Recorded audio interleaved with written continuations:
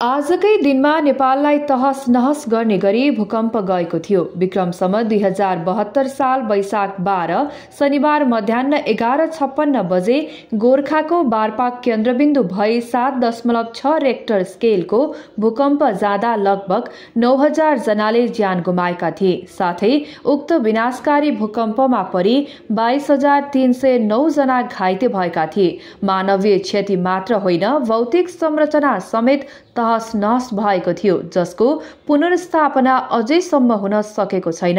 भूकम्प गएको 1 दशक बितिसक्दा पनि भूकम्पले दिएको घाउ भने अझै निको भएको छैन।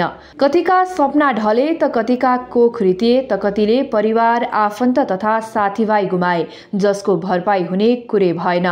अनगिन्ती क्षणहरू बोकेका माटाका घरहरू मात्र होइन, वर्षौंको बचतले बनाएका कन्क्रिटका ठूला भवन पनि केही मिनेटमै ढलेका थिए। विकासको पाइला चालिरहेको देशलाई उठ्नै नसक्ने गरी अझै पछाडि धकेली दिएको भूकम्पले हरेक वर्षको वैशाख 12 नेपालीहरूलाई झस्काइरहन्छ। चारैतिरबाट आएको चिच्चाहाट रुवावासीलाई चाहेर पनि भुलाउन सकिँदैन। सदा भूकम्पको उच्च जोखिममा रहेको नेपालमा फेरि पनि उही दिन नदोहोरिएला भन्न सकिँदैन, जुन कुराको पूर्व तयारी सरकारले गर्न जरुरी रहेको छ।